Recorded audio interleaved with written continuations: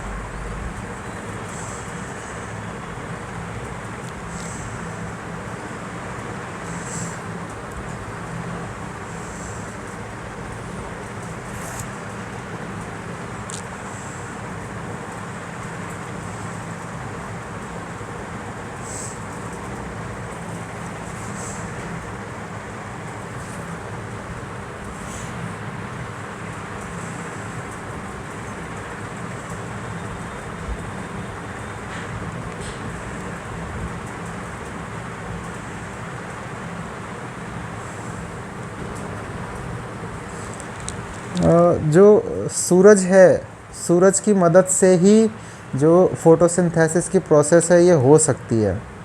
अगर सूरज ना हो तो फोटोसिंथेसिस की प्रोसेस कंप्लीट नहीं होगी और प्लांट अपना खाना नहीं बना पाएंगे और अल्टीमेटली मर जाएंगे।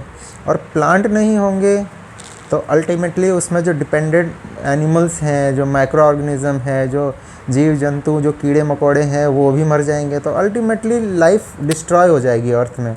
तो अर्थ भी एक बैरन प्लैनेट जैसे जैसे मार्स है या फिर जुपिटर है वैसा ही बन जाएगा और कोई जीवन नहीं होगा। तो इसीलिए कहते हैं कि sun is the ultimate source of energy for all living organism in अर्थ।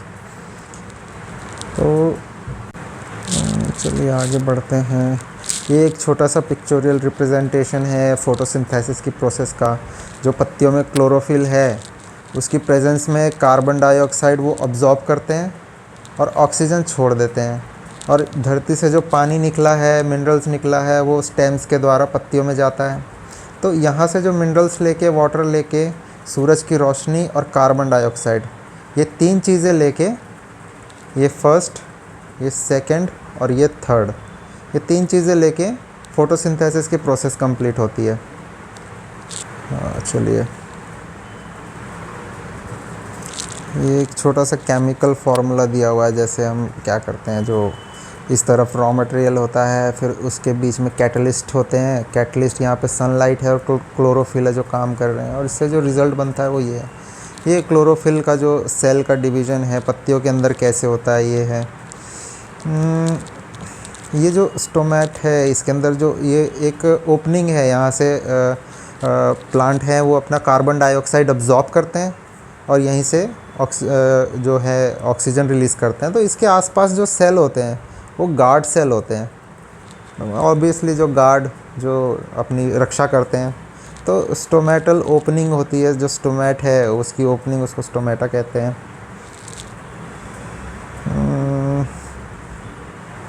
ये अलग अलग तरीके की पत्तियाँ होती हैं, अलग अलग कलर की। जो अलग अलग कलर की पत्तियाँ होती है उसमें भी क्लोरोफिल ही होता है एक्चुअल में, इनके अंदर क्लोरोफिल ही होता है। बट जो डिफरेंट कलर के पिगमेंट्स हैं, जैसे ये जो पत्ती है इसमें पीले कलर के पिगमेंट्स एक तरीके से ओवरटेक कर जाते हैं, वो छुपा देते हैं ग्रीन कलर के पिगमेंट्स को जो क्लोरोफिल होते हैं। तो वो है, इनके अंदर भी क्लोरोफिल है, फोटोसिंथेसिस यहाँ भी होती है। ऐसा नहीं कह सकते हम कि जो पत्तियाँ हरी नहीं हैं वो फोटोसिंथेसिस नहीं करती, ये भी फोटोसिंथेसिस करती हैं। इनमें भी ग्रीन क्लोरोफिल के पिगमेंट्स होते हैं, बट ये दिखते नहीं हैं। जैसा कि हमने पहले देखा था कार्बोहाइड्रेट, ये नाम में ही लिखा हुआ है कार्बन, हाइड्रोजन और ऑक्सीजन, मतलब ऑक्सीजन यहाँ बीच में रह गया। कार्बन, ऑक्सीजन और हाइड्रोजन, इसके कॉम्बिनेशन को ही कार्बोहाइड्रेट कहते हैं। तीन चीज़ें मिलके कार्बोहाइड्रेट बनते हैं और इसी कार्बोहाइड्रेट को सिंथेसाइज करके प्रोटीन और फैट जैसी चीज़ें बनाई जाती हैं, मतलब बनती हैं। बट जो प्रोटीन होता है वो नाइट्रोजिनस सब्सटेंस होता है। प्रोटीन में नाइट्रोजन, मतलब प्रोटीन बनाने के लिए नाइट्रोजन की आवश्यकता होती है। बट प्लांट जो होते हैं वो नाइट्रोजन नहीं अब्जॉर्ब कर सकते एनवायरनमेंट से, वो उनमें कैपेबिलिटी नहीं होती। तो प्लांट्स क्या करते हैं, प्लांट्स कुछ बैक्टीरियाज होते हैं रूट में, जो रूट में होते हैं बैक्टीरियाज, कुछ आसपास होते हैं। वो बैक्टीरियाज हवा से नाइट्रोजन लेते हैं, उसे प्लांट के द्वारा यूजेबल नाइट्रोजन में कन्वर्ट करते हैं और वो प्लांट अब्जॉर्ब कर लेता है। इस तरीके से एक म्यूचुअल रिलेशनशिप है ये प्लांट और बैक्टीरियाज के बीच में। हमने ये भी देखा है कि किस तरीके से हम कुछ फर्टिलाइज़र का इस्तेमाल करके भी जो नाइट्रोजन की रिक्वायरमेंट है प्लांट्स की वो पूरी कर सकते हैं। तो जो अननेचुरल वे है जो नाइट्रोजन प्रोवाइड कर सकते हैं हम फर्टिलाइज़र से, इससे भी जो प्लांट्स हैं वो अपनी नाइट्रोजन की रिक्वायरमेंट पूरी करके प्रोटीन और जो विटामिन्स है वो सिंथेसाइज कर सकते हैं। सिंथेसाइजेशन एक प्रोसेस होती है, बनाना, किसी चीज़ को इस्तेमाल करके कोई और चीज़ बनाना, ये सिंथेसाइजेशन है। ये कोई भारी शब्द नहीं है कि बहुत बड़ा शब्द है, तो इसको ध्यान में रखिए। कुछ अदर मोड्स ऑफ न्यूट्रिशंस होते हैं प्लांट के, उनके बारे में जानते हैं। कुछ प्लांट्स ऐसे होते हैं जिनमें क्लोरोफिल नहीं होता है, तो क्या वो सरवाइव कैसे करते हैं? क्या वो भी किसी और तरीके से न्यूट्रिएंट्स लेते हैं? जी हाँ, वो जो न्यूट्रिएंट लेते हैं उसे हेटेरोट्रॉफिक मोड कहा जाता है। किस तरीके से वो किसी और जीव पे डिपेंड करते हैं न्यूट्रिशन के लिए। जैसा कि एक फ़ोटो दी हुई है, ये एक जो पीले पीले जो ये दिख रहे हैं, जो क्या बोलेंगे इसे, एक जाली जैसा नुमा है, ये एक प्लांट है। ये जो प्लांट है उसे कसकटा प्लांट कहते हैं। इसको अमर बेल भी कहते हैं हिंदी में। तो ये क्या करते हैं, ये किसी होस्ट प्लांट पे डिपेंड करते हैं, किसी प्लांट पे जाके फैल जाएंगे और उसका जो वो खाना बनाते हैं वो अपने प्लांट के लिए उससे ही सरवाइव करते हैं।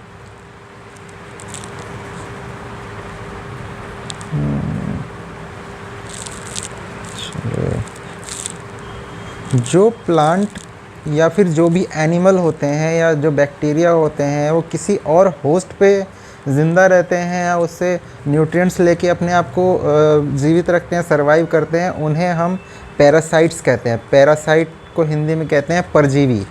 परजीवी वो होते हैं कि किसी और एनिमल पे डिपेंडेंट रहते हैं न्यूट्रिशन के लिए। तो और कुछ प्लांट ऐसे होते हैं जो इससे कुछ अलग मोड के जो होते हैं, जैसे वो प्लांट क्या करते हैं, इंसेक्ट जो होते हैं, जो क्या कहते हैं इसे, कार्निवरस प्लांट्स कहते हैं, जो इंसेक्ट्स को खाते हैं। जो बहुत कॉमन सा प्लांट है पिचर प्लांट। पिचर प्लांट क्या होता है, एक पत्तियां होती हैं, जैसे उसकी पत्तियों में ही एक स्ट्रक्चर बना होता है ऐसा, और एक ढक्कन सा होता है। तो इसके अंदर कुछ ऐसे ऑर्गेनिज्म होते हैं, कुछ ऐसे ये गैसेस रिलीज़ करते हैं जो बहुत इंसेक्ट्स को अट्रैक्ट करते हैं। मान लीजिए कोई इंसेक्ट है, वो यहाँ अट्रैक्ट हो गया इससे और ये चला गया वहाँ खाने के लिए, तो ये जो लिड होती है, ये वाली लिड क्लोज़ हो जाती है। फिर वो जो इंसेक्ट यहाँ पिचर प्लांट के जो लीव पे है वो गया है, वो उसको डिज़ोल्व कर देते हैं, अपने जो गैस्ट्रिक्स जूसेस होते हैं उसमें डिज़ोल्व करके उसके न्यूट्रिएंट्स अब्जॉर्ब कर लेते हैं। एक बहुत कॉमन सी चीज़ है, क्वेश्चन भी आया हुआ था कि पिचर प्लांट में जो क्या कहते हैं, जो ये वाला सिस्टम है जिसमें जो इंसेक्ट्स हैं उनको अट्रैक्ट करके उनको पकड़ा जाता है, वो कौन सा पार्ट होता है एक्चुअली। तो पिचर प्लांट में क्या होता है, पिचर प्लांट में जो स्टेम्स होती है उससे अटैच पत्तियां होती हैं और पत्तियों से ही ये सिस्टम पूरा जुड़ा होता है। तो ये एक कॉमन सी जानकारी है। अब देखते हैं कुछ प्लांट ऐसे होते हैं, क्या ऐसा हो सकता है कि जो प्लांट है वो अपने न्यूट्रिएंट्स सॉइल से नहीं ले पाएँ और ज़िंदा रहें। ये देखते हैं आगे। ये पिचर प्लांट का एग्जांपल है। ये जो पिचर प्लांट का जो सिस्टम होता है पूरा पत्तियों में होता है, जैसे कि ये देख सकते हैं आप। यहाँ पे इंसेक्ट आते हैं और डिज़ोल्व हो जाते हैं और प्लांट अपना न्यूट्रिशन लेता है। Based on mode of nutrition एक और क्लासिफिकेशन होता है प्लांट का, जिसे कहते हैं सैप्रोट्रोफ। अब इसके बारे में जानते हैं। जैसे हमने देखा है मशरूम जो होते हैं उनमें क्लोरोफिल नहीं होता। वो क्या करते हैं, वो कुछ नमी वाली जगह, मान लीजिए जो कॉमनली हम कहते हैं कि वो सड़े हुए जो लकड़ियाँ होती हैं या डेड ऑर्गेनिजम्स होते हैं उस पे ही ज़िंदा रहते हैं। तो इन्हें हम क्या कहते हैं, सैप्रोट्रोफ। ये जो मशरूम होते हैं वो एक टाइप ऑफ फंगस होते हैं, फंगस फैमिली से होते हैं। कुछ फंगस जैसे आपने ब्रेड में देखा होगा, ब्रेड अगर बहुत दिन रखी रह जाए तो उसमें कुछ पाउडर नुमा एक ऑर्गेनिज्म से डेवलप हो जाते हैं, इन्हें फंगस कहते हैं। तो फंगस क्या होते हैं, वो अलग जो डिकेइंग ऑर्गेनिज्म होते हैं उस पर सर्वाइव करते हैं। जिस तरीके से जो उनका एक डेफिनेशन से दी हुई है, जो डेड ऑर्गेनिज्म पे और डिकेइंग ऑर्गेनिज्म मैटर पे जो डिपेंड कहते हैं उसे सैप्रोट्रोफिक न्यूट्रिशन कहते हैं, और जो उस पर सर्वाइव करते हैं उसे सेप्टोट्रोफ्स कहते हैं। जैसा कि मैंने बताया, जो फंगस होते हैं वो ह्यूमिड वेदर चाहिए उन्हें, और गर्मी, थोड़ी सी गर्मी हो, ह्यूमिड वेदर हो, तो वो बड़े अच्छे से ग्रो कर जाते हैं। तो हमने देखा होगा जब बारिश का सीज़न होता है, हमें कुछ गीली जगह, कुछ गीले कपड़े रह जाते हैं तो उसमें पाउडरनुमा चीज़ें आ जाती हैं और वो स्मेल करने लगते हैं, तो उसमें फंगस ही ग्रो करने लगती है, इसलिए ऐसा होता है। एक्टिविटी बच्चों के लिए है। तो अब जो न्यूट्रिएंट्स हैं वो सॉइल में, जैसे प्लांट अगर कंटिन्यूअसली उसे यूज़ करते जा रहे हैं तो वो ख़त्म क्यों नहीं होते हैं? किस तरीके से न्यूट्रिएंट्स हैं वो रिप्लेनिश करते हैं, किस तरीके से वो फिर से बन जाते हैं, इसके बारे में देखते हैं। जैसा प्लांट कंटिन्यूअसली जो न्यूट्रिएंट्स होते हैं वो सॉइल के इस्तेमाल करते जाते हैं, तो एक कॉमन सी चीज़ होती है फर्टिलाइज़र्स। जो गार्डनर्स होते हैं, जो किसान होते हैं, वो कंटिन्यूअसली ज़मीन की रिक्वायरमेंट के हिसाब से उनमें फर्टिलाइज़र्स डालते जाते हैं। तो फर्टिलाइज़र क्या होते हैं कि आर्टिफिशियल मिनरल्स होते हैं, जैसे कि नाइट्रोजन हो गया, पोटेशियम हो गया, फास्फोरस हो गया, ये प्लांट के लिए बहुत ज़रूरी होते हैं। तो जैसे जैसे एक उन्होंने क्रॉप उगा लिया, तो डेफिनेटली क्रॉप उगेगा तो वो न्यूट्रिएंट्स अब्जॉर्ब कर लेगा, तो कुछ कमी हो जाती है, तो उस कमी को पूरा करते हैं वो आर्टिफिशियल फर्टिलाइज़र डाल के। यूजुअली जो क्रॉप प्लांट्स होते हैं, जो खेती के जो प्लांट्स होते हैं, वो बहुत ज़्यादा नाइट्रोजन इस्तेमाल करते हैं, तो वो जो नाइट्रोजन इस्तेमाल करते हैं वो कंटिन्यूअसली वो ख़त्म हो जाती है। तो जैसे कि हम जानते हैं कि जो नाइट्रोजन है वो एनवायरनमेंट पर बहुत ज़्यादा है, 78% के आसपास ऑलमोस्ट नाइट्रोजन है, बट प्लांट इसे डायरेक्टली इस्तेमाल नहीं कर सकते। तो जैसा कि हमने देखा, कुछ माइक्रो ऑर्गेनिज़म्स होते हैं जो एनवायरमेंटल ऑक्सीजन, जो नाइट्रोजन है, उसे अब्जॉर्ब करके वो प्लांट के यूजेबल नाइट्रोजन में कन्वर्ट करते हैं। तो उसका जो नाम है वो राइजोबियम है। जो ऑर्गेनिज़म्स हैं उनको राइजोबियम कहते हैं। तो राइजोबियम एक्चुअली प्लांट्स को नाइट्रोजन इस्तेमाल करने के लिए मदद कर रहे हैं, और प्लांट इनको एक्चुअली शेल्टर देते हैं, उनको खाना देते हैं, उनको रहने की जगह देते हैं। तो ये जो रिलेशन है उसे सिम्बायोसिस रिलेशनशिप कहते हैं, कि एक दूसरे पे डिपेंडेंट है बट एक दूसरे को हार्म नहीं करते हैं। तो ये एक रिलेशनशिप दिया हुआ है। जो राइजोबियम है वो नॉर्मली जो प्लांट के जो रूट होते हैं उसमें रहते हैं, जैसे कि जो जम, पी, मूंग, ये सब ये जो प्लांट्स हैं ये बहुत ज़्यादा नाइट्रोजन इस्तेमाल करते हैं। तो ये लोग, जो राइजोबियम है वो नाइट्रोजन दे देते हैं, इन रिटर्न जो प्लांट है उन्हें फूड और शेल्टर देते हैं, वही चीज़ मैंने की। तो आप एक और एग्जांपल देख सकते हैं, लाइकेम्स। लाइकेम जो होते हैं वो कॉम्बिनेशन होते हैं एक्चुअली, वो कुछ एल्गी और कुछ फंगस जो मिला के एक कंबाइन ऑर्गेनिज्म होते हैं, वो लाइकेम होते हैं। तो एक ये बहुत अच्छा एग्जांपल है सिम्बायोसिस रिलेशन का, कि जो एल्गी होती है वो ग्रीन होती है, उसमें क्लोरोफिल होता है। तो एल्गी क्लोरोफिल जो कंटेंट होता है उसमें, उससे वो सनलाइट की प्रेजेंस में खाना बनाती है, और जो फंगस होते हैं वो फंगस जो होते हैं वो शेल्टर जैसे उसको जगह प्रोवाइड करते हैं, और वाटर और मिनरल प्रोवाइड करते हैं, और एल्गी उसे खाना देती है। तो ये एक बहुत अच्छा एग्जांपल है सिम्बायोसिस रिलेशन का। प्लांट्स में ये बहुत कॉमन है। जो लास्ट पार्ट है वो देखते हैं, जैसे कि ऑल प्लांट्स हैं, उन जो सारे एनिमल्स हैं, एनिमल्स एक्चुअली जो एनिमल्स हैं उन्हें हम हेटेरोट्रोफ्स कहते हैं, क्योंकि वो अल्टीमेटली डिपेंड करते हैं एक्चुअली, वो या तो प्लांट सोर्सेस पे डिपेंड करते हैं, या जो एनिमल सोर्सेस हैं उस पे डिपेंड करते हैं अपने न्यूट्रिशन के लिए। वो तो 100% एनिमल जो हैं वो हेटेरोट्रोफ हैं। बट जो इंसेक्टिवरस हैं, जो इंसेक्ट खाते हैं, जैसे पिचर प्लांट हमने देखा ऊपर, वो क्या हम उसे हेटेरोट्रोफ कह सकते हैं? ये एक क्वेश्चन है, वो हम एक्चुअली इसका डेफिनेटली हम आंसर दे सकते हैं, बट ये एक जो सवाल है ये डिबेटेबल क्वेश्चन है, इसीलिए यहाँ पे एक क्वेश्चन मार्क दिया हुआ है, ये सोचने के लिए दिया है हमें। चैप्टर 1 ख़त्म होता है, चलिए चैप्टर 2 की तरफ चलते हैं। ये एक प्रोजेक्ट दिया हुआ है बच्चों के लिए, ये इतना इम्पोर्टेंट नहीं है। अब जो न्यूट्रिशन होता है वो एनिमल में किस तरीके से न्यूट्रिशन का जो फ्लो है वो है कैसे देखते हैं। जैसा कि हमने चैप्टर 1 में देखा कि जो प्लांट है फोटोसिंथेसिस के द्वारा अपना खाना खुद बना लेते हैं, बट जो एनिमल्स होते हैं वो डायरेक्टली और इनडायरेक्टली प्लांट पे ही डिपेंड करते हैं। अगर जो हर्बीवरस एनिमल्स हैं, जो हर्बीवरस एनिमल होते हैं वो घास फूस खाने वाले एनिमल होते हैं, जैसे गाय है, जो हिरन है, ये घास पे डिपेंड करते हैं। तो और जो एक हायर लेवल के जो अपनी फूड चेन है उसमें हायर लेवल में आते हैं, जो लायन है, टाइगर है, वो हर्बीवरस एनिमल्स को खाते हैं। तो अल्टीमेटली अगर हम देखें, सबका सोर्स ऑफ इंटेक तो प्लांट ही है।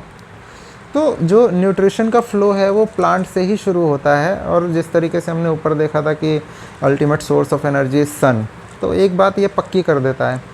चलिए अब एनिमल्स में न्यूट्रिशन का फ्लो कैसा होता है। जो एनिमल का न्यूट्रिशन है वो 3 चीज़ों पे डिपेंड करता है। न्यूट्रिएंट रिक्वायरमेंट, कौन कौन से न्यूट्रिएंट की हमें ज़रूरत है। मोड ऑफ इंटेक्ट, हम किस तरीके से जो न्यूट्रिएंट्स है वो लेते हैं, और उस जो न्यूट्रिशन को किस तरीके से हम यूटिलाइज़ करते हैं अपनी बॉडी के अंदर। चलिए ये सब देखते हैं। जो कार्बोहाइड्रेट्स होते हैं वो बहुत कॉम्प्लेक्स सब्सटेंस होते हैं। एक्चुअली इतने कॉम्प्लेक्स होते हैं, उनका जो मॉलिक्यूलर स्ट्रक्चर है बहुत कॉम्प्लेक्स होता है।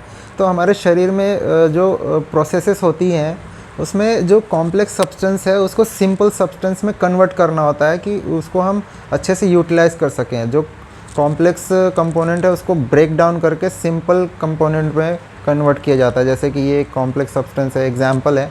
तो इसको हम इस तरीके से इस्तेमाल नहीं कर सकते अपने बॉडी के अंदर, इसको तोड़ना पड़ेगा। तो वो अलग अलग प्रोसेसेस होती हैं, चलिए जानते हैं। सबसे पहला जो एनिमल न्यूट्रिशन का जो फ्लो है उसमें सबसे पहली चीज़ होती है फूड का इंटेक कैसा हो रहा है, हम खा कैसे रहे हैं। जैसा कि हम देख सकते हैं कि अलग अलग ऑर्गेनिज्म अलग अलग तरीके से खाते हैं। सबसे बेस्ट एग्जांपल अपने ह्यूमंस का, एक जो इन्फेंट होता है, जो बच्चा होता है, वो दूध पीता है। वो दूध के अलावा कुछ नहीं लेता, क्योंकि दूध में सारी चीज़ें मिल जाती हैं। जो मदर का दूध होता है उसमें जो एक बच्चे को ग्रो करने के लिए सारे न्यूट्रिएंट्स होते हैं, सारे मिनरल्स होते हैं। एक जो सांप होता है, पाइथन होता है, वो डायरेक्टली एनिमल को निगल जाता है, बाद में उसके अंदर प्रोसेसेस होती हैं। ये एक्टिविटी इतनी इम्पोर्टेंट नहीं है। एक अमेजिंग फैक्ट, ये इम्पॉर्टेंट चीज़ें हैं। ये जो अमेजिंग फैक्ट है, जो बॉक्स में चीज़ें होती हैं बहुत ज़रूरी होती हैं। तो अमेजिंग फैक्ट, एक स्टार फिश जो हमने देखी है, स्टार फिश खाना कैसे खाती है। ये बहुत अलग तरीके से खाना खाती है। जैसे ये क्या करती है, जो कैल्शियम कार्बोनेट वाले जो शेल के एनिमल्स होते हैं, जैसे स्नेल होता है। स्नेल आपने देखा होगा, इस तरीके से उसके आउटर शेल होता है और एक सॉफ्ट उसका ये होता है सरफेस। तो इस तरीके का स्नेल होता है। तो स्नेल क्या करता है, कुछ अगर उसे लगता है हमला हो रहा है तो वो अंदर घुस जाता है। तो स्टारफिश क्या करती है, पूरा का पूरा अपना पेट बाहर निकाल लेती है। बड़ा अच्छा तरीका है, पूरा पेट बाहर निकाल के एक्चुअली इसका जो सॉफ्ट पार्ट है उसको अपने अंदर ले लेती है। फिर सॉफ्ट पार्ट जो अंदर ले लिया, फिर वो अपना पूरा पेट अंदर ले जाती है और फिर उसको डाइजेस्ट करना शुरू करती है। ये बहुत यूनिक है, इसके बारे में जानना ज़रूरी है। तो अब इंसानों के बारे में जानते हैं, इंसान कैसे खाना खाते हैं।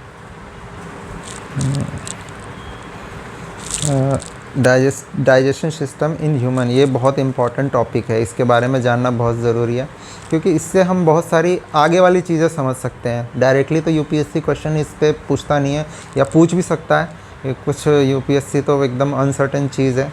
तो चलिए इसके बारे में जानना बहुत ज़रूरी है। एक कॉमन सी चीज़ है, जैसे कि हम मुंह से खाना खाते हैं, फिर उसको काम की चीज़ें उसमें से ले लेते हैं और जो बची हुई चीज़ें उसे बाहर निकाल देते हैं। डिफेक्शन प्रोसेस होती है।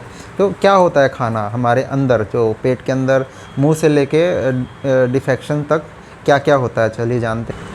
हमारा जो खाना है कई स्टेजेस से निकलता है। जिस तरीके से एक बक्कल कैविटी होती है गर्दन के आसपास, फिर एक फूड पाइप होता है जो खाना गले से लेके स्टोमैक तक ले जाता है। स्टोमैक होता है हमारा जो पेट जो होता है, जिसे हम नॉर्मली पेट कहते हैं, जहाँ खाना जमा होता है, स्टोमैक कहते हैं उसे।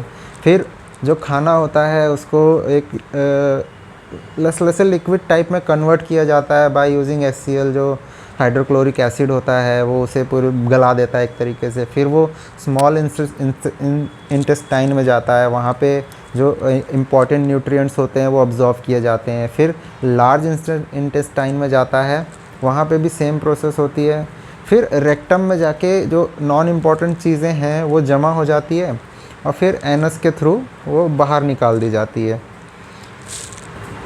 जो ऊपर सारे पार्ट दिए हैं उनको ऑल टुगेदर हम कहते हैं एलिमेंट्री कैनल, डाइजेस्टिव ट्रैक्ट, जहाँ पे खाना डाइजेस्ट किया जाता है। एक डायग्राम के थ्रू जानते हैं, जिस तरीके से जैसे मुंह में एक सलाइवरी ग्लैंड होता है जो सलाइवा रिलीज़ करता है, तो जो सलाइवरी ग्लैंड होता है वो सलाइवा रिलीज़ करके मुंह से ही पचाने की प्रोसेस को शुरू कर देता है एक तरीके से। अब जो हमने जो सिस्टम देखा उसमें एक एक करके चीज़ों को जानते हैं। जो बक्कल कैविटी होती है वो मुंह पे होती है, जैसे इस तरीके से गर्दन के आसपास बक्कल कैविटी होती है जहाँ हम खाने को चबाते हैं। फिर जो सलाइवरी ग्लैंड होता है मुंह के नीचे होता है, यहाँ से सलाइवा रिलीज़ होता है। ये जो पार्ट है यहाँ पे, यहाँ से सलाइवा रिलीज़ होता है। तो सलाइवा क्या करता है, जो हार्ड जो खाना होता है उसको इतना लसलसा कर देता है कि ताकि वो हमारे ईसोफेगस, जो हमारा ईसोफेगस है, पूरा जो डाइजेस्ट क्या कहते हैं नली है जहाँ से खाना नीचे जाता है, उसको गीला कर देता है ताकि ये आसानी से नीचे पहुँच जाए। क्योंकि अगर ये हार्ड होगा, हमने कई बार देखा है कि हमने महसूस किया होगा कि हम अगर कुछ हार्ड चीज़ें खा लेते हैं तो यहाँ जाके अटक जाता है। तो इससे बचाने के लिए सलाइवरी ग्लैंड सलाइवा रिलीज़ करता है, वो खाना आसानी से नीचे पहुंच जाए। अब जो स्टोमैक होता है, ये जो स्टोमैक है यहाँ पे खाना जमा होता है, और जो लीवर है और पैनक्रियास है, ये पैनक्रियास है, लीवर है, ये कुछ डाइजेस्टिव जूस रिलीज़ करते हैं, और यहाँ पे कुछ ग्लैंड्स होते हैं वो हाइड्रोक्लोरिक एसिड रिलीज़ करते हैं। तो सारी चीज़ें मिला के जो यहाँ खाना जमा हुआ है स्टोमैक में, इसे लिक्विड फॉर्म में कन्वर्ट कर देते हैं। फिर ये स्मॉल इंटेस्टाइन में जाता है, पहले यहाँ पे पूरी प्रोसेस होती है न्यूट्रिएंट अब्जॉर्ब करने के। फिर वो लार्ज इंटेस्टाइन में जाता है, यहाँ पे भी न्यूट्रिएंट्स और वाटर अब्जॉर्ब किया जाता है। फाइनली जो रेक्टम है, यहाँ रेक्टम क्या कहेंगे, यहाँ इसको रेक्टम कहेंगे, ये रेक्टम है। यहाँ पे जो वेस्ट फूड है, जो बचा हुआ खाना जमा होता है, और आखिरी में जब एनस जो एक ओपनिंग है बाहर की तरफ, तो ये एनस के थ्रू हम इसे एक्सक्रीट कर देते हैं। ये पूरा जो सिस्टम है, जो खाने पचाने का पूरा सिस्टम है, इसे डाइजेस्टिव सिस्टम कहते हैं। अब हमने जो ब्रॉडली जो चीज़ें देखी हैं, अब इसको एक एक करके देखते हैं। जो मुंह है और बक्कल कैविटी है वो क्या करते हैं। जो हम खाना लेते हैं वो हम पहले चबाते हैं, ऑब्वियस सी चीज़ है, मुँह में हम जाएगा तो चबाते हैं। तो चबा के क्या होता है, जो प्रोसेस है खाना मुंह में लेने की, उसे इंजेशन कहते हैं, और इसे चबाते हैं। जो खाना चबाने की प्रोसेस में, उसमें सबसे इम्पोर्टेंट होते हैं दांत। अगर दांत ही नहीं होंगे तो हम चबाएंगे कैसे भाई। तो दांत की बहुत ज़्यादा इम्पोर्टेंट है। जो बड़े बड़े खाने के पीस हैं उसे छोटे छोटे पीस में कन्वर्ट करते हैं। तो दांत भी अलग अलग टाइप के होते हैं, अलग अलग प्रकार के होते हैं। ये अलग अलग प्रकार के दांतों के जो नाम हैं ये भी बहुत इम्पॉर्टेंट है। तो जो जैसा कि हमने देखा है शुरुआत, जो सामने के 4 दांत होते हैं वो काटने के लिए इस्तेमाल होते हैं। ये बहुत नोकीले होते हैं यहाँ से, तो ये काटने के लिए इस्तेमाल होते हैं। और जो पीछे की तरफ दांत होते हैं ये सब क्रश करने के लिए इस्तेमाल होते हैं, खाने को क्रश करते हैं। तो इनके नाम हैं। जो सबसे पीछे वाले जो 2 दांत होते हैं, जैसे ये वाला जो दांत है, लास्ट के 2 दांत दोनों तरफ, इन्हें मोलार्स कहते हैं। ये याद करना बहुत आसान है। जैसे आखिरी के, जब बस मोलार याद रखना है आपको, मोलार है। अब जो सेकंड जो लेयर में आते हैं, जो ये वाले जो 2 दांत हैं दोनों तरफ के, इन्हें प्री मोलार कहते हैं। मोलार से ही प्री मोलार बन गया, ज़्यादा डिफ़िकल्ट नहीं है। अब जो तीसरा टाइप का दांत है वो केनायन टीथ होते हैं। जो केनायन दांत होते हैं वो एक्चुअली थोड़े से लंबे से होते हैं। आपने देखा होगा ड्रैकुला, ड्रैकुला जो होते हैं उनके केनायन टीथ ही लंबे होते हैं जो बाहर की तरफ निकलते हैं। या अगर आपने शेर को देखा होगा, शेर के भी 2 दांत बहुत लंबे होते हैं। किसी जानवर को गले से पकड़ने के लिए, उसको उसे जान से मारने के लिए ये दांत इस्तेमाल होते हैं, वो अंदर तक जाते हैं। और जो रिक्वायरमेंट है शिकार को दबोचने की या उससे खून या ज़्यादा से ज़्यादा डैमेज करने की, वो ये काम करते हैं। तो सबसे अच्छा तरीका है, ड्रैकुला को याद कर लीजिए। ड्रैकुला के जो दम लंबे दांत हैं वो केनाइन टीथ होते हैं, तो केनाइन टीथ ड्रैकुला से याद कर लीजिए। अब जो सामने वाले दांत होते हैं 4, ये वाले सारे, ये इनसीजर्स होते हैं। सीजर से मतलब आप समझ सकते हैं, सीजर मतलब काटने वाला काम। तो इनसीजर जो खाना काटने का काम करते हैं ये, बाकी ये काम करते हैं पीसने का। और केनाइन टीथ का तो अलग ही काम है, कुछ काटने का अलग तरीके से, जैसे हम ड्रैकुला को याद कर सकते हैं। अब ये अरेंजमेंट ऑफ टीथ हो गया। यही चीज़ें इंग्लिश में लिखी हुई हैं। एक्टिविटी बच्चों के लिए है, हमें कोई ज़रूरत नहीं है। अब जो दांत होते हैं वो ख़राब कैसे होते हैं ये बताया हुआ है। अब हमारे मुंह में बैक्टीरियाज हमेशा प्रेजेंट होते हैं, ये ऐसा कोई बहुत बड़ा रॉकेट साइंस नहीं है, हमेशा ही प्रेजेंट होते हैं, बट वो हार्मफुल नहीं होते। बट प्रॉब्लम कहाँ आती है, जब हम खाना खाते हैं और मुंह नहीं धोते। खाना खाने के बाद कुछ खाना उसमें रह जाता है, मतलब हम कितना भी मुंह साफ़ करें या फिर कुछ भी करें, इसीलिए डॉक्टर्स कहते हैं रात में भी ब्रश करके सोना चाहिए, क्योंकि रात के खाने में अगर कुछ हमारे दांतों में रह गया तो वो बैक्टीरिया उसे खाना शुरू कर देते हैं। जो रात का बचा हुआ खाना है उसे बैक्टीरियाज खाना शुरू कर देते हैं, और फिर उसे खाने के बाद एसिड्स रिलीज़ करते हैं। जो एसिड्स होते हैं वो हमारे दांत के लिए बहुत ख़तरनाक होते हैं। जैसे कि आपको पता है कि दांत कैल्शियम से बना होता है, और जो एसिड होते हैं वो कैल्शियम को डीके करते हैं। तो जो ये प्रोसेस है, इसे अगर दांत में खाना रह गया, बैक्टीरिया ने उस पर हमला कर दिया और एसिड रिलीज़ करना शुरू कर दिया, तो उससे टूथ डीके हो सकता है। टूथ डीके में क्या होता है, जो ऊपर की जो लेयर होती है उसमें एक ओपनिंग सी बन जाती है यहाँ पे एसिड से। अगर ये ओपनिंग बन गई तो धीरे धीरे ये जो कैल्शियम है वो दांत का वो डीके होने लगता है। तो इस तरीके से दांत ख़राब हो जाते हैं, तो इसलिए डॉक्टर कहते हैं ब्रश करके सो। अब जैसा कि हमने देखा, मुंह में जो सलाइवरी ग्लैंड होता है वो सलाइवा रिलीज़ करता है। जो लार होती है एक्चुअली हमारे मुंह के अंदर, हम अभी भी अगर आप फील करेंगे तो लार निकलती रहती है कंटिन्यूअसली। तो लार क्या करती है, स्टार्ट कर देती है डाइजेस्टिव प्रोसेस को। यहाँ पे क्या होता है, जो स्टार्च होता है, जो शुगर का जो बेसिक फॉर्म होता है, उसको कन्वर्ट करना शुरू कर देती है शुगर में। जो ज़ुबान होती है, जो टंग, जैसे इंग्लिश में टंग कहते हैं, वो उसका बहुत इंपॉर्टेंट काम है। ये क्या करती है, बक्कल कैविटी में अटैच्ड होती है, और ये किसी भी तरीके से कहीं पे भी मूव कर सकती है। तो ज़ुबान का काम क्या होता है, सलाइवा में खाने को मिक्स करना। ये खाना आया और सलाइवा आया, इसको मिक्स करती है अच्छे से, और इसको मिक्स करने के बाद खाने को कहीं पे भी मूव करना हो, जैसे हमने इंसीजर से खाना खा लिया, फिर उसको केनाइन टीथ से या फिर जो मोलार या प्री मोलार टीथ की तरफ ले जाना है, तो ज़ुबान का काम होता है। और ये खाना जो हज़म नहीं, जो गटकने का काम होता है वो भी ज़ुबान के द्वारा ही होता है। तो ये भी बहुत इम्पॉर्टेंट चीज़ है। और सबसे इम्पॉर्टेंट जो ज़ुबान का काम होता है टेस्ट का, हमें क्या खाना और क्या नहीं खाना टेस्ट से ही पता चलता है। तो इस तरीके से एक ज़ुबान का एक वो स्ट्रक्चर है, कहाँ पे कौन सा ये टेस्ट हमें मिलता है। अब फूड पाइप और ईसोफेगस के बारे में जानते हैं। ये जो एक्टिविटी है बच्चे के लिए दी गई है, इसके बारे में भी थोड़ा देख लेते हैं। जो सबसे सामने वाला हिस्सा होता है, जैसे ये वाला हिस्सा है, ये हिस्सा हमें मीठे जो हम खाते हैं, जैसे चीनी हो गई या फिर कोई मीठे फल हो गए, इसके बारे में हमें यहाँ से ज़ुबान पता लगाती है कि हमने कुछ मीठा खाया है।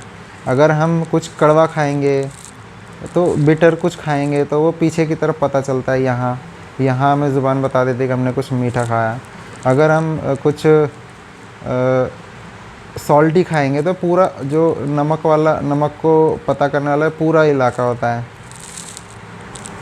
अगर हम कुछ खट्टी चीज़ें खाते हैं तो हमें इस रीजन से पता चलता है हमने कुछ खट्टा खाया है। मतलब अलग अलग जगह से अलग अलग चीज़ें। चलिए अब फूड पाइप के बारे में जानते हैं, जो ईसोफेगस कहते हैं। इसका सिंपली काम है मुंह से जो खाना हमने खाया उसको स्टोमैक तक पहुंचाना। इसमें कुछ ज़्यादा रॉकेट साइंस नहीं है। यहाँ से जो खाना है ये एक फ्लेक्सिबल बॉडी होती है। यहाँ पे अगर खाना हमने खाया तो ये आगे पीछे मूव कर सकती है। इसके बीच में कुछ अंदर की तरफ कुछ ग्लैंड्स होते हैं जिसे म्यूकस मेम्ब्रेन्स कहते हैं। तो ये म्यूकस रिलीज़ करते रहते हैं ताकि यहाँ पे खाना अटके ना।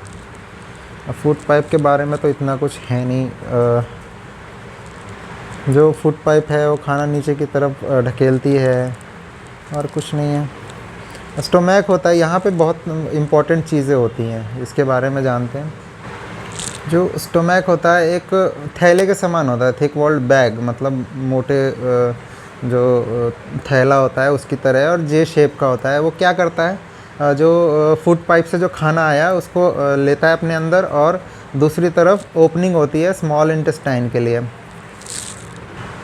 जो स्टोमैक के अंदर वाला वॉल होता है, इनर लाइनिंग होती है, वो एक्चुअली म्यूकस, हाइड्रोक्लोरिक एसिड और कुछ डाइजेस्टिव जूस रिलीज़ करते हैं। तो म्यूकस क्या करता है, वो हमारे पेट को एसिड से बचाता है।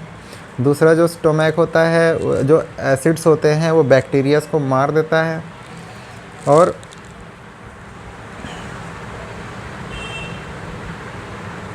जो स्टोमैक के अंदर एसिड्स होते हैं, एसिड्स वो डाइजेस्टिव जूस को एक्ट करने के लिए एक मीडियम दे देते हैं। जो डाइजेस्टिव जूस होते हैं, जो लिवर और पैनक्रियास ने रिलीज़ करा होता है, वो एक्चुअली जो प्रोटीन हमने लिया है उसको सिंपलर फॉर्म में कन्वर्ट करते हैं और कुछ नहीं, ताकि हम उसे यूज़ कर सकें।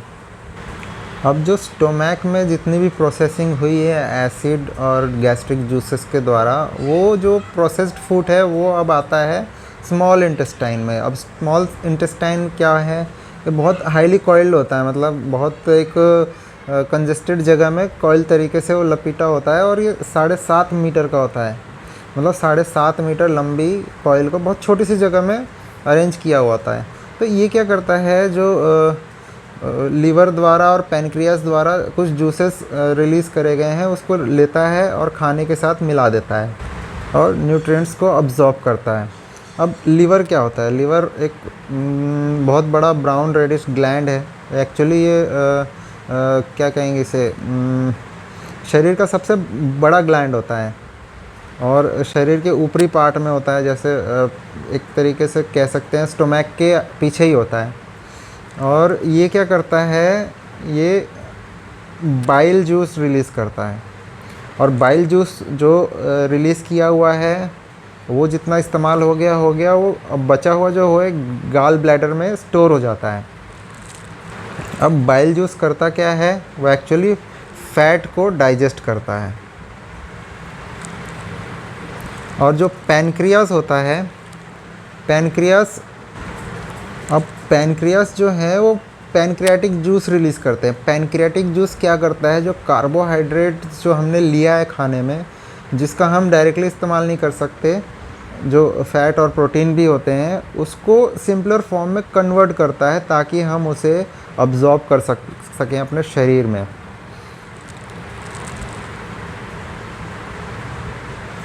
जो हमारा स्टोमैक है वो ये किस तरीके से डिस्कवर हुआ, इसकी बहुत बढ़िया कहानी है। एक्चुअली में 1882 में एक आदमी है, उसका नाम है एलेक्सिस सेंट मार्टिन। उसको गोली लगती है, एक्चुअली यहाँ पे गोली लगती है, और वो गोली जो लगती है वो बहुत डैमेज कर देती है उस पार्ट को, यहाँ वाले पार्ट को। तो उसको एक अमेरिकन जो डॉक्टर है, आर्मी डॉक्टर होता है, उसके पास ले जाते हैं, विलियम बोमेंट के पास। तो वो क्या करता है, उसे बचा तो लेता है, बट उसकी जो होल है यहाँ पे, जो डैमेज हुआ है शरीर, उसे प्रॉपरली क्लोज़ नहीं कर पाता क्योंकि वो बहुत बुरी तरीके से डैमेज हो गया होता है। तो ब्यूमॉन्ट ने क्या किया, उसने सोचा कि चलो देख ही लेते हैं क्या है अंदर, चलो। तो उसने जब देखा अंदर, तो उसके स्टोमैक में जो गोली घुसी हुई थी वहाँ पे उसने देखा कि यहाँ तो खाना पच रहा है और कुछ गैस्ट्रिक जूसेस रिलीज़ कर रहा है। तो उसने इस अपॉर्चुनिटी को देखा और एक डिस्कवरी कर ली कि हमारे पेट में कुछ ऐसा चलता है। तो 1822 में तो ये बहुत बड़ी डिस्कवरी थी, क्योंकि उस समय तो इतनी जानकारी थी नहीं लोगों को। तो चलिए आगे बढ़ें। अब जो स्मॉल इंटेस्टाइन है वो सारी प्रोसेस करने के बाद जो कार्बोहाइड्रेट्स हैं, जो कॉम्प्लेक्स कार्बोहाइड्रेट्स हैं, उनको ब्रेक डाउन कर देता है किस में, ग्लूकोज में। जैसे शुगर है उसको ग्लूकोज में कन्वर्ट कर देता है, फैट को कन्वर्ट कर देता है फैटी एसिड में, और जो ग्लिसरॉल होता है उसे, ग्लिसरॉल और प्रोटीन को अमीनो एसिड में कन्वर्ट कर देता है।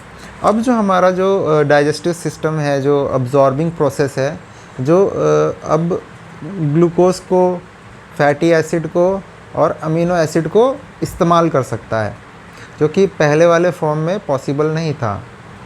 अब अब्जॉर्प्शन कैसे होता है?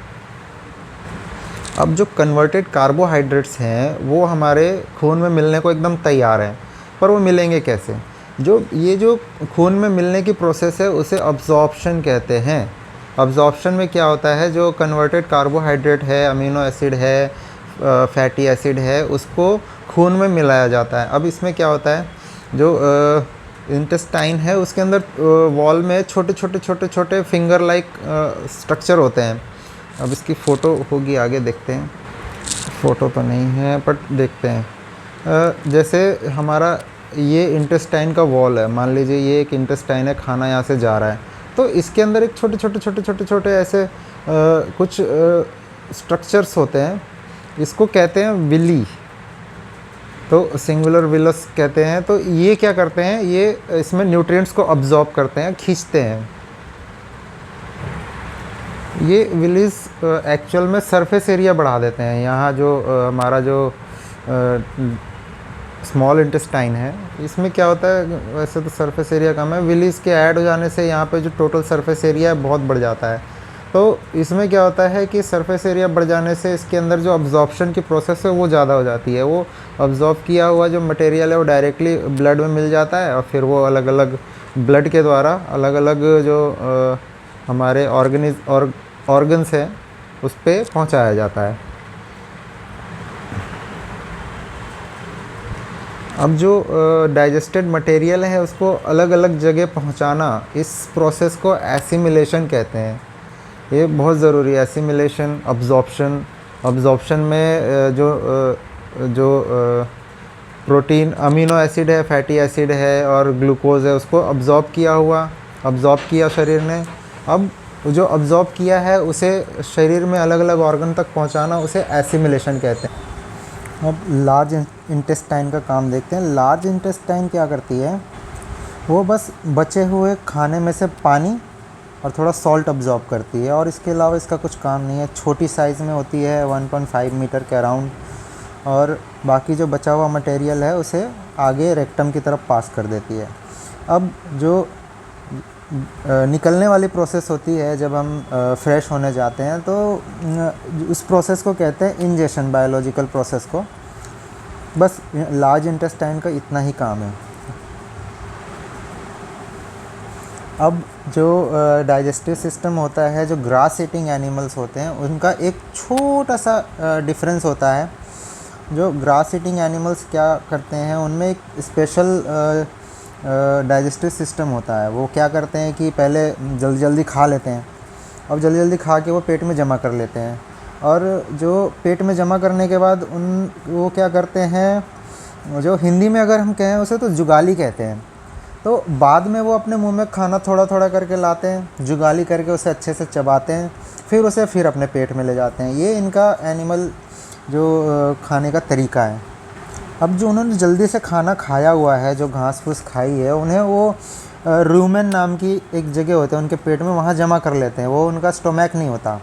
अब वो रूमेन से थोड़ा थोड़ा करके अपने मुंह में खाना लाते हैं, उसको जुगाली करके उसे और छोटा छोटा करते हैं, पतला करते हैं, फिर वो खाना अपने स्टोमैक में, अपने पेट में ले जाते हैं, फिर वो पचने की प्रोसेस शुरू होती है। आपने एक डायरिया की समस्या देखी होगी, लोगों में बहुत होती है कभी कभी। तो डायरिया होता क्या है एक्चुअली, जो सॉल्ट होते हैं और वाटर होता है शरीर में, उसकी कमी हो जाती है शरीर में, तो इसकी वजह से एक रिएक्शन होता है बॉडी का, और कुछ नहीं है।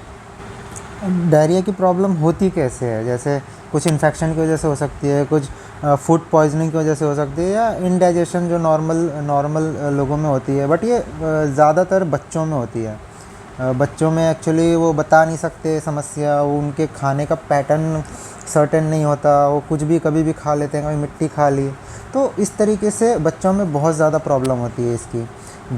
डायरिया की जो प्रॉब्लम है वैसे तो छोटी है, बट इसको बिल्कुल इग्नोर नहीं करना चाहिए। क्यों? क्योंकि इससे एक्सेसिव वाटर और सॉल्ट का लॉस होता है, शरीर से बहुत तेज़ी से निकलता है। जैसे आप देखेंगे कंटिन्यूसली बाथरूम के चक्कर लगते हैं, तो वाटर का लॉस शरीर के लिए बहुत ख़तरनाक हो सकता है। इससे कभी कभी अगर लोगों ध्यान नहीं दिए तो जान भी जा सकती है। तो इसका सलूशन क्या है? जो ORS, हमने बहुत सुना होगा, ORS के पाउचेस आते हैं, एक सॉल्यूशन होता है सॉल्ट का, उसको पानी में मिला के कंटिन्यूसली थोड़ा थोड़ा करके पिलाया जाता है, जिससे डिहाइड्रेशन की जो प्रॉब्लम है वो पैदा ना हो, और कम से कम आदमी के शरीर में पानी की कमी ना हो। इस तरीके से हम डिहाइड्रेशन और डायरिया को सॉल्व कर सकते हैं।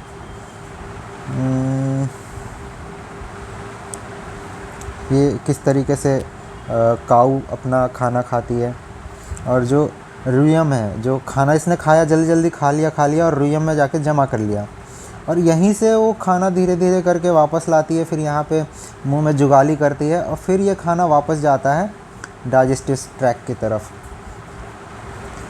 अब जो एक सबसे बड़ी चीज़ रह गई वो ये थी कि जो ग्रास ईटिंग एनिमल्स होते हैं उनके शरीर में स्पेशल एक एबिलिटी होती है कि वो सेल्यूलोज को डाइजेस्ट कर सकते हैं। ये प्रॉपर्टी, ये जो एक्टिविटी जो कह सकते हैं, ये इंसानों में नहीं होती है। हम लोग सेल्यूलोज को डाइजेस्ट नहीं कर सकते। हमारा जो शरीर है इवॉल्व होके बहुत अलग तरीके से बन गया है कि हम सेल्यूलोज को डाइजेस्ट नहीं कर सकते। एक फॉर्म ऑफ कार्बोहाइड्रेट ही होता है।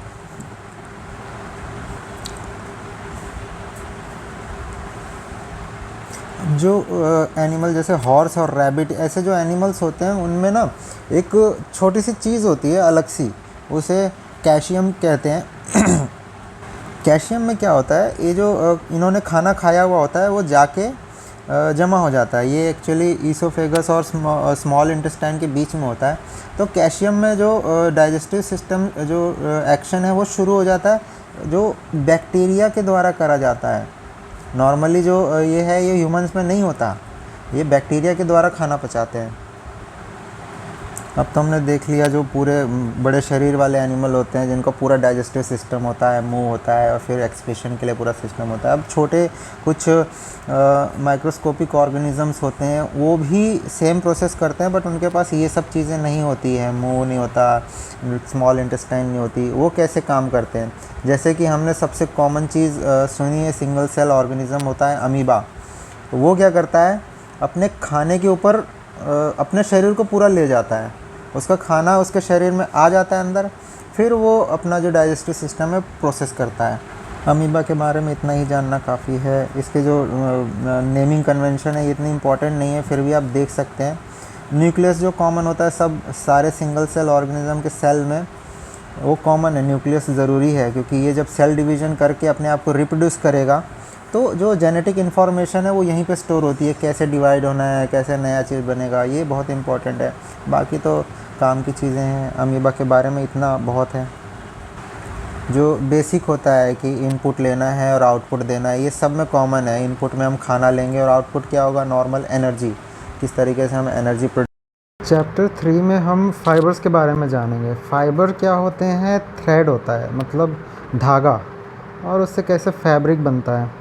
जैसा कि हमने चैप्टर 6 में पढ़ा था, किस तरीके से एक दो तरीके के होते हैं, मैन मेड और नेचुरल। तो किस तरीके से नेचुरल जो एक होता है वुल, जिसे ऊन कहते हैं हिंदी में, वो भेड़ के फ्लीस से बनता है। फ्लीस मतलब भेड़ के बाल। जो एनिमल फाइबर होता है वुल, उसे वुल कहते हैं या तो सिल्क कहते हैं। सिल्क एक कीड़े से बनता है और वुल जैसे कि भेड़ के बालों से, जैसे हम देख सकते हैं ये बहुत सारे बाल हैं, तो इन्हें निकाल के हम ऊन बनाते हैं। वुल का मतलब सिंपली ऊन होता है, ऊन।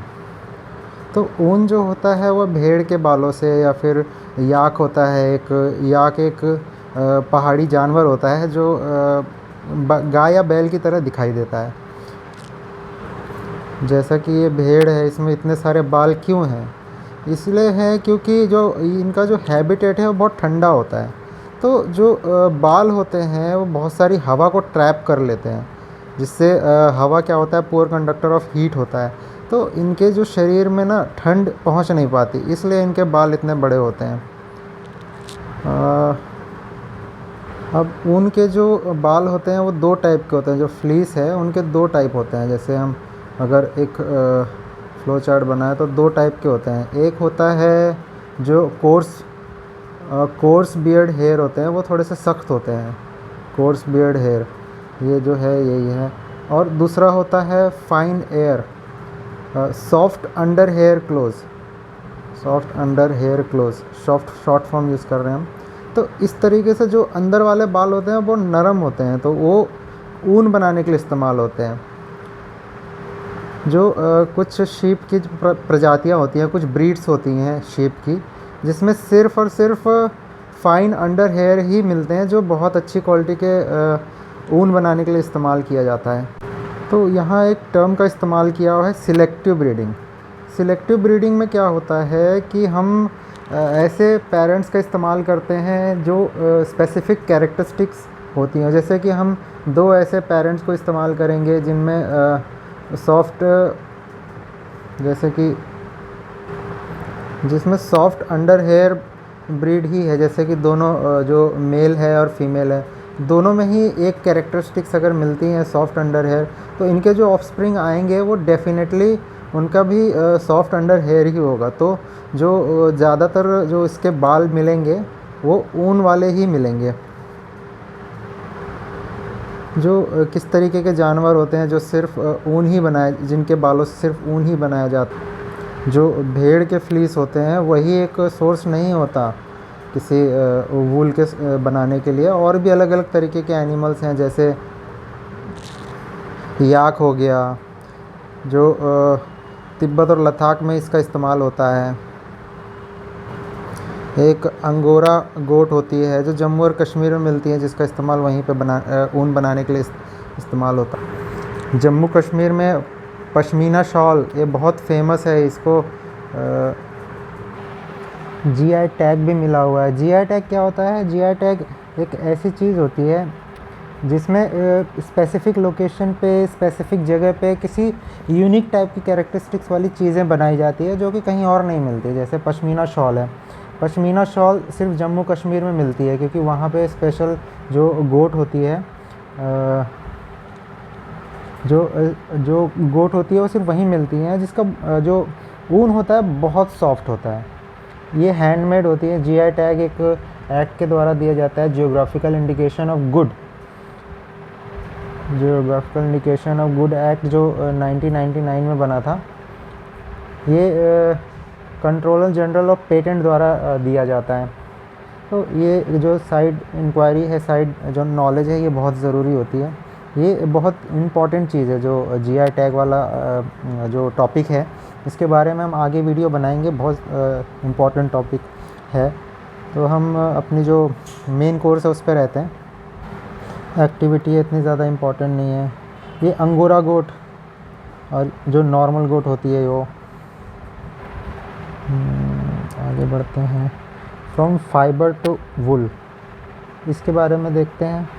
जैसा कि हमने देखा होगा कई बार, हम जैसे नॉर्दर्न जो इंडिया का इलाका है, जैसे उत्तरांचल है, अरुणाचल प्रदेश का भी इलाका जो नॉर्थ ईस्ट में है, सिक्किम में, पंजाब, राजस्थान, हरियाणा, यहाँ पे जो शेफर्ड्स होते हैं, जो चरवाहे जिन्हें कहते हैं हिंदी में, वो कई 100, 150, 200 भेड़ें लेके सड़क पे चलते होते हैं। वो अलग अलग तरीके का उनको जो पौष्टिक खाना होता है वो खिलाते हैं। जैसे जो कार्बोहाइड्रेट और प्रोटीन वाला जो खाना होता है, जैसे ज्वार है, ऑयल को मटेरियल होते हैं जो बच जाते हैं, जो पल्सेस है, और जो विंटर में उन्हें अंदर रखा जाता है, गर्मी में जहाँ दाने खिलाए जाते हैं, जो सूखा चारा होता है, ड्राई फॉडर जिसे कहते हैं, वो खिलाया जाता है, जिससे उनकी जो वूल की क्वालिटी है वो बहुत अच्छी हो जाती है। सिलेक्टिव ब्रीडिंग एक टेक्निक है जिससे हम अच्छे से अच्छी क्वालिटी का जो ऊन है वो पा सकते हैं। अब जो प्रोसेस है कि ऊन बनता कैसे है वो देखते हैं। स्टेप वन में क्या होता है, उसमें सिर्फ भेड़ के जो बाल हैं वो निकाल लिए जाते हैं। ट्रिमर एक औज़ार होता है जिससे हम या तो मशीन से भी निकाल सकते हैं या नॉर्मल कैंची भी इस्तेमाल कर सकते हैं। जो प्रोफेशनल होते हैं, जो वूल बनाने के प्रोफेशनल होते हैं, वो ट्रिमर का इस्तेमाल करते हैं, जो नॉर्मल हेयर कटिंग में भी इस्तेमाल होता है इंसानों के। जब ट्रिम किया जाता है, ट्रिम मतलब काटना, तो ट्रिम करते वक्त जो ट्रिमर्स होते हैं वो बहुत ध्यान से ट्रिम करते हैं कि कुछ हिस्सा बालों का रह जाए। तो उससे क्या होता है, जो upper most layer of skin जो डेड होती है और जो बाल जो बच जाते हैं ऊपर के, उससे बाल फिर उग जाते हैं। तो हमें आने वाले जो कुछ समय में फिर और ऊन मिल जाता है उससे। अब स्टेप 2 में क्या होता है, स्टेप 2 में जो बाल निकाले गए हैं भेड़ से, उसे जो पानी है उससे बहुत अच्छे से धोया जाता है किसी टैंक में डाल के, बहुत बढ़िया से, ताकि उसमें जो ग्रीस होती है, डस्ट होती है, डर्ट होती है, वो निकल जाए। तो इस जो प्रोसेस है इसको स्कोरिंग कहते हैं। ऊपर वाली जो फर्स्ट स्टेप है उसे भी कुछ कहते हैं, तो इसे शेयरिंग कहते हैं। नाम इतने इम्पॉर्टेंट तो नहीं है, फिर भी जब आंसर राइटिंग में हम कुछ लिखते हैं तब इस तरीके के कीवर्ड्स बहुत काम आते हैं, तो याद करना ज़रूरी है। अब स्टेप 3 में क्या होता है, सॉर्टिंग। सॉर्टिंग तो नॉर्मल प्रोसेस है, आप समझ सकते हैं कि जो बेकार क्वालिटी के बाल हैं उन्हें अलग किए जाते हैं, जो मोटे हैं, जो सख्त होते हैं, तो वो अलग अलग टेक्सचर के हिसाब से भी उन्हें अलग किया जाता है। और जो फोर्थ स्टेप है, यहाँ बर्स हटा दिए जाते हैं। बर्स क्या होते हैं, कटीले से एक मतलब तीखे से जो वो होते हैं, जो कांटे जैसे होते हैं, उन्हें निकाल दिया जाता है। और जो आखिरी में बचता है उन्हें वूल बनाने के लिए रेडी कर दिया जाता है। अब जैसे नॉर्मल जो फाइबर्स होता है, फाइबर से किस तरीके से हम धागे बनाते हैं, फिर धागे से किस तरीके से फाइबर बनाते हैं, ये प्रोसेस है। एक स्टेप 5 है जिसमें कलरिंग कर सकते हैं हम, क्योंकि वो नेचुरल फाइबर होते हैं तो कलर अब्जॉर्ब कर लेते हैं, तो कलर करने की भी एक स्टेप है इसमें, स्टेप 5। अब स्टेप 6 एक है जिसमें यान बना दिया जाता है इन फाइबर्स का। यान मतलब एक जो थ्रेड है उससे जस्ट पहले की प्रोसेस होती है। इसमें स्टेप बाय स्टेप प्रोसेस है, किस तरीके से भेड़ के जो बाल हैं वो निकाले जाते हैं। फिर स्करिंग टैंक होता है जिसमें धोया जाता है, गंदगी निकाली जाती है। फिर जो मशीन से भी स्करिंग करी जाती है। ये हैंडमेड तरीका था, पहले के ज़माने में किया जाता था। और फिर आखिरी में यान बना दिया जाता है। ये स्टेप बाय स्टेप प्रोसेस है, किस तरीके से हम पहले शेयरिंग होती है, स्करिंग होती है, सॉर्टिंग होती है, फिर क्लीनिंग होती है, फिर डाइंग होती है, इसमें कलरिंग वगैरह करी जाती है, फिर रोलिंग करके उसे थ्रेड बना दिया जाता है। अब ये जो ऑक्यूपेशन होता है, जो सॉर्टिंग का काम होता है, इसमें बहुत रिस्क होता है, क्योंकि क्या होता है कि जो एक बैक्टीरिया होता है एंथ्रैक्स करके, एंथ्रैक्स क्या होता है कि स्किन डिसीज़ पैदा करने वाला वायरस होता है, जो एक ख़तरनाक ब्लड डिसीज़ हो जाती है उससे। तो इसको नाम भी दे दिया गया सॉर्टर्स डिसीज़, क्योंकि जो सॉर्ट करने वाले लोग होते हैं उन्हें ही ये इन्फेक्ट करता है। तो ये एक जो ऊन बनाने वाली इंडस्ट्री है, वूल इंडस्ट्री, उसमें ये एक ऑक्यूपेशनल हज़ार्ड है। आज के समय में तो इतना मॉडर्नाइजेशन हो चुका है और जो प्रोटेक्टिव गियर्स दिए जाते हैं इससे कम हो गया, बट पहले ये बहुत हुआ करता था। एक्टिविटी इम्पॉर्टेंट नहीं है। और सिल्क जो होता है वो एक कीड़े से बनता है, इसके बारे में जानते हैं। जो सिल्क बनाने की इंडस्ट्री है, जो तरीका होता है, जो क्या बोलते हैं टेक्निक होती है, उसे सेरीकल्चर कहते हैं। ये बहुत इम्पॉर्टेंट है, ये कीवर्ड बहुत ही इम्पॉर्टेंट है, अपने आर्गुमेंट को बहुत स्ट्रॉन्ग बनाता है। ये जब शुरुआत में चाइना ने डेवलप किया था तो कई सालों तक उन्होंने इसे अपने तक ही सीमित रखा, और ये बहुत महंगा होता था उस समय, क्योंकि ये बहुत कम होता था। दुनिया में जितनी भी चीज़ें कम हैं वो बहुत महंगी होती थी। धीरे धीरे दुनिया इसे सीखती गई और लोग बनाते गए। और सिल्क वर्म होता है एक, सिल्क वर्म से किस तरीके से पहले वो वर्म अपने आसपास अपनी जो लार है उससे एक सुरक्षा घेरा बनाता है, फिर वो सुरक्षित घेरे के अंदर ही उसका मेटामॉर्फिज्म होता है। जैसे आपने देखा होगा एक लार्वा सा होता है, इसकी फ़ोटो होगी शायद, हाँ ये एक सिल्क वर्म है लार्वा। तो ये लार्वा होता है अपने ही थूक से अपने आसपास एक ककून सा बना लेता है, एक ककून होता है तो ककून सा बना लेता है। फिर अंदर इसमें एक ट्रांसफॉर्मेशन प्रोसेस होती है। ये ट्रांसफॉर्मेशन प्रोसेस धीरे धीरे इसे एक तितली की तरह बना देता है। जो जब ये सिल्क वर्म अपने ककून को तोड़ के बाहर आ जाता है और एक तितली का रूप ले लेता है, तो जो ककून बच जाता है इसे ही प्रोसेस करके, जैसे ये वाला जो शेल है, जो ककून है, इसे ही प्रोसेस करके सिल्क फाइबर बनाया जाता है। इसी प्रोसेस को टेक्निकली देखते हैं। जो कैटरपिलर होता है, जो सिल्क वर्म है, वो एक नेट सा बना लेता है अपने आसपास। जो ट्रांसफॉर्मेशन प्रोसेस है उसे पूपा कहते हैं। जिस तरीके से जो ट्रांसफॉर्मेशन स्टेज है इसकी, जो कैटरपिलर है, इस तरीके से ये तितली सी बन जाता है, उसे पूपा कहते हैं। तो पहले वो अपने आसपास नेट बनाता है। जब वो नेट बनना ख़त्म हो जाता है तो लास्ट में वो एक अपना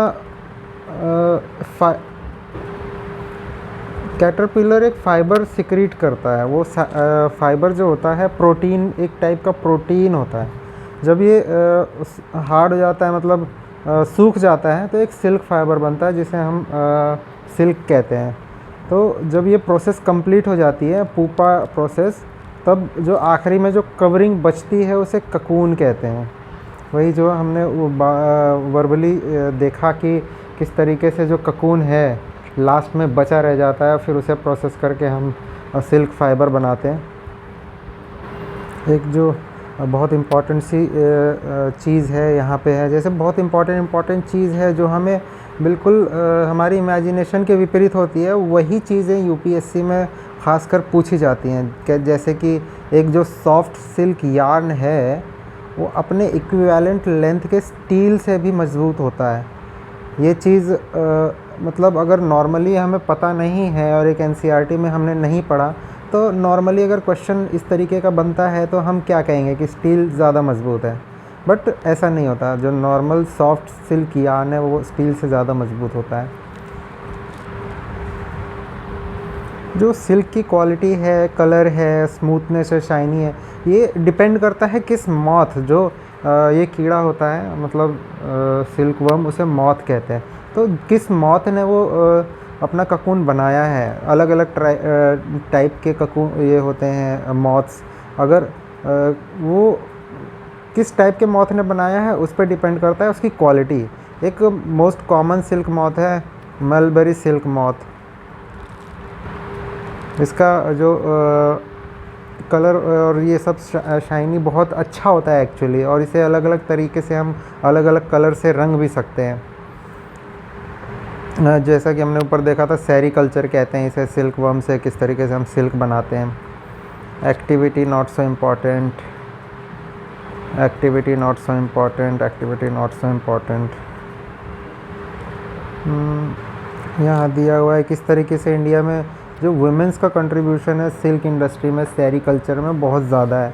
यहाँ एक छोटा सा करंट अफेयर्स नहीं बोल सकते। चाइना जो है दुनिया में सिल्क वर्म प्रोड्यूस करने में नंबर 1 है, क्योंकि उनके पास टेक्निक सबसे पहले आई थी, और वहाँ पे बहुत सारे लोगों ने अपना व्यवसाय बनाया। एक इंडस्ट्री है वहाँ पे सिल्क की, जैसा कि दुनिया में डिमांड है चाइना के सिल्क की, इसीलिए वहाँ एक बहुत बढ़िया सेरीकल्चर इंडस्ट्री है।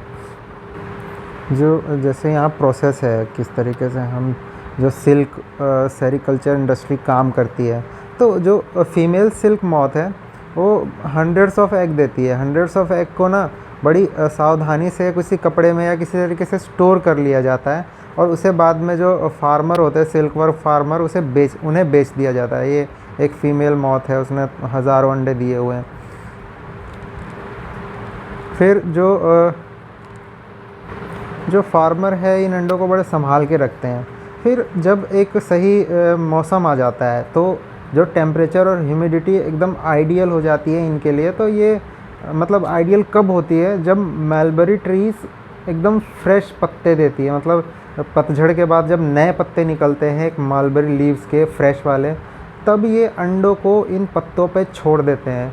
और फिर जब जो अंडे हैं ये हैच हो जाते हैं, मतलब इन अंडों से लार्वा बाहर आ जाते हैं, तो जो फ्रेश पत्तियाँ निकली है मलबेरी की उसे खाती हैं और दिन रात खाती रहती हैं। फिर दिन रात खाने से उनका साइज़ बहुत बढ़ जाता है।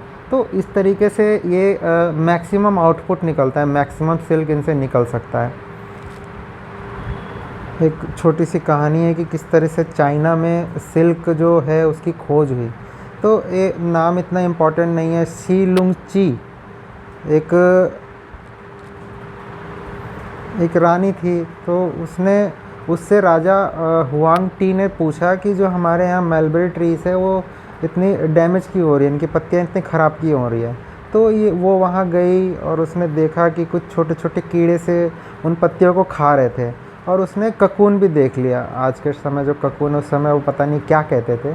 तो वो ककून गलती से उसकी चाय की कप में गिर गया। तो चाय के कप में गिर गया और उसने देखा कि कुछ थ्रेड सा निकल रहा है बाहर। जैसे उसने हाथ से उसे देखा तो उसे समझ में आया कि ये थ्रेड तो बहुत नरम है, बहुत देखने में भी चमकीला है। तो इस तरीके से उसने सोचा कि इससे कपड़ा बनाया जा सकता है। तो जो चाइना वाले लोग थे उन्होंने बहुत क्लोजली इस टेक्निक को अपने पास रखा कई सदियों तक। बट ये जो सिल्क इंडस्ट्री की खोज थी, इसका जो समय काल है वो बिल्कुल अंदाज़ा नहीं लगाया जा सकता आज के टाइम पे। अब अपनी जो प्रोसेस है उस पर आगे देखते हैं। अब जब लार्वा उसे पत्तों को खा खा के इतने बड़े हो चुके हैं तो वो उन्हें साफ़ करके एक बैम्बू ट्रे में रख देते हैं। फिर उसे कुछ पत्तियाँ होती हैं उसे काट के उसके पास रख देते हैं। तो 25 से 30 दिन बाद कैटरपिलर खाना बंद कर देते हैं। जो कैटरपिलर हैं तो उन पत्तियों को खाना बंद कर देते हैं और फिर अपनी ककून बनाने की प्रोसेस पे लग जाते हैं। ये वही चीज़ है, जब ककून बनाना शुरू कर देते हैं फिर इसमें इतना दिमाग लगाने की ज़रूरत नहीं है। तो अब जब ककून बन गया है तो प्रोसेस कैसे करते हैं, सिल्क बनता कैसे है। अब जो ककून है उसे वो थोड़ा सा गर्म पानी में रखा जाता है ताकि उसके जो थ्रेड हैं वो अलग हो जाए। अब जो थ्रेड्स अलग हो चुके हैं उसे अलग किया जाता है। इस प्रोसेस को रीलिंग कहते हैं, रीलिंग। ये चैप्टर यहाँ ख़त्म होता है। हम एनसीईआरटी में बहुत ही ज़रूरी चीज़ें पढ़ेंगे और सिर्फ कंसेप्ट पे ध्यान देंगे। ये जो और एक और चीज़, कीवर्ड्स बहुत ज़रूरी हैं। हम कीवर्ड्स को अगर भूलते जाएंगे तो हमारा एनसीईआरटी पढ़ने का कोई मतलब नहीं है। अब ये सब चीज़ें इतनी इम्पोर्टेंट नहीं है। अब गर्मी, जो हीट है, इसके बारे में देखते हैं। जैसा कि हम जानते हैं कि किस तरीके से अलग अलग मौसम में अलग अलग तरीके के कपड़े पहने जाते हैं। हम सर्दियों में वुलन कपड़े पहनते हैं और गर्मियों में लाइट कलर्ड और लाइट वेट कपड़े पहनते हैं। तो क्यों ऐसा होता है, क्यों हम गर्मी में हल्के कपड़े पहनते हैं और सर्दी में ज़्यादा मोटे कपड़े? क्योंकि सर्दी जो कपड़े होते हैं वो हीट को पकड़ के रखते हैं। मोटे कपड़े हमारी जो शरीर की गर्मी है उसको अंदर ही रखते हैं। और जैसे गर्मी में हम लाइट कपड़े इसलिए पहनते हैं कि गर्मी हमें, जो हमारी बॉडी हीट है वो बाहर निकल जाए। वैसे ही कलर का भी बहुत फ़र्क पड़ता है, किस तरीके से हम गर्मियों में लाइट कलर्ड पहनते हैं। क्योंकि लाइट कलर के कपड़े हैं वो हीट को कम अब्ज़ॉर्ब करते हैं। और मतलब मोस्टली जो उनके अंदर इंसिडेंट रेस होती हैं सूरज की, वो मोस्टली रिफ्लेक्ट कर देती हैं। तो कलर का पैटर्न ये हम आगे देखें किस तरीके से कौन सा कलर ज़्यादा हीट अब्ज़ॉर्ब करता है। जो ब्लैक कलर है वो हीट बहुत ज़्यादा अब्ज़ॉर्ब करता है। इस तरीके से हम देखेंगे।